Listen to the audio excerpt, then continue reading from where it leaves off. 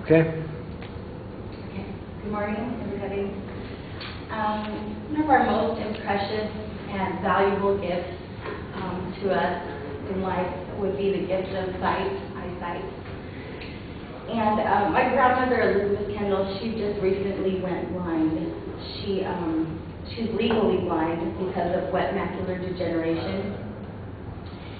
And when she was first experiencing her blindness, the loss of sight, I was having some trouble at work, and I was sent home about 6 or 7 times from work because I couldn't see, and I was having to go to the eye doctor. So I couldn't see my computer. I couldn't see the screens on the computer screen, the words on the computer screen.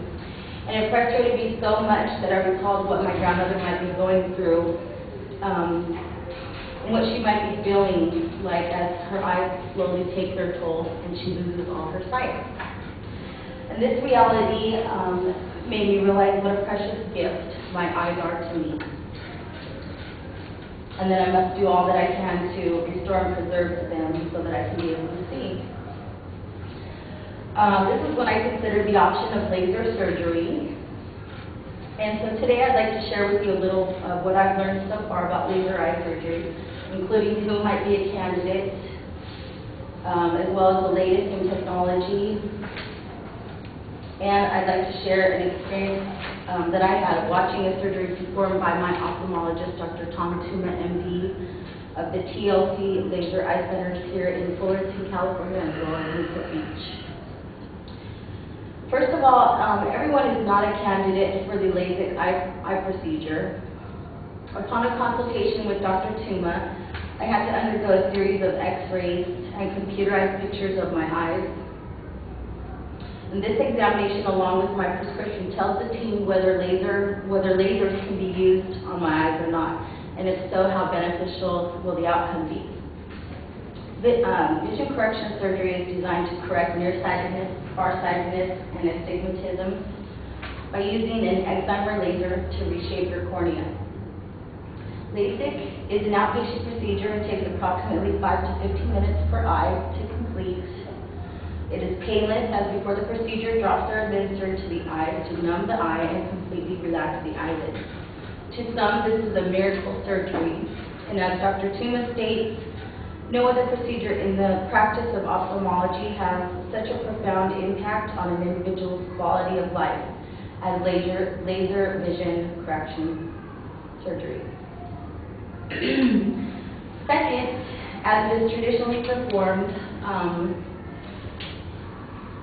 LASIK uses an instrument called the microkeratome, and this creates a flap that the excimer laser then will reshape your cornea. The flap is then replaced into its original position, and the surface of the flap follows the new contour of the underlying cornea. All microkeratomes use a blade that is powered by a motor in order to create the flap.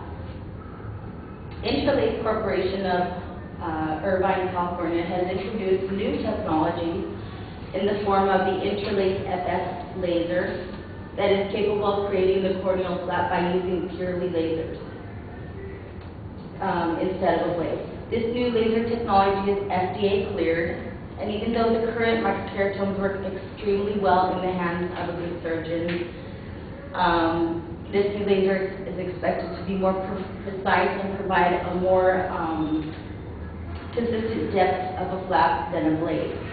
It is not known whether or not the new laser technology will actually provide a better result than the traditional microkeratome. Finally, when a consultation is scheduled, either the first or second visit, the patient will be able to view another patient undergoing the procedure. There are 2 parts to this process in the procedure.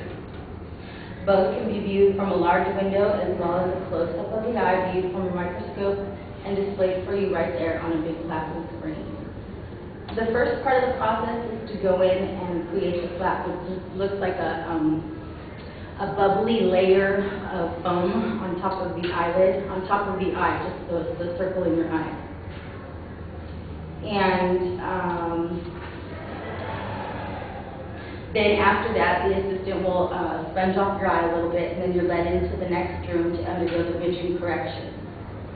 Here you can see the doctor looking through the lens to the eye, and you see the red light, which is the laser, keeping track of your eye's every movement. Tracking the eyes, the laser is directed by the surgeon in the cornea, reshaping the cornea. This particular surgery took from 2 to 3 minutes to perform. And as soon as it was over, the patient was standing up, talking to the doctor. He may have had some blurriness, but it was clear to me that he could see very well. And then when he went out into the hallway, his bride was waiting for him, and then he would go home. And the aftercare instructions are to go home and sleep for the remainder of the day, and we give you some medication to help you do that, some Zantac or something. In the morning, the patient then should be able to see fine, and in 2 weeks, 20/20 vision should be restored, if not better. Although this procedure is good for vision correction, and the fact that if you wear glasses, you no longer have to wear them to see anymore, it doesn't say that I won't get cataracts or glaucoma or wet or dry macular degeneration. But the idea of not having to depend on glasses or contacts seems so simple that I myself have, so simple now that I've learned how the whole process unfolds, and I'm absolutely confident about the decision that I've made to go ahead with vision correction surgery myself, which is today, by the way. And I think these 3 topics I've discussed are relevant and should be helpful for you guys in case the time should ever come that you would have to consider laser correction surgery.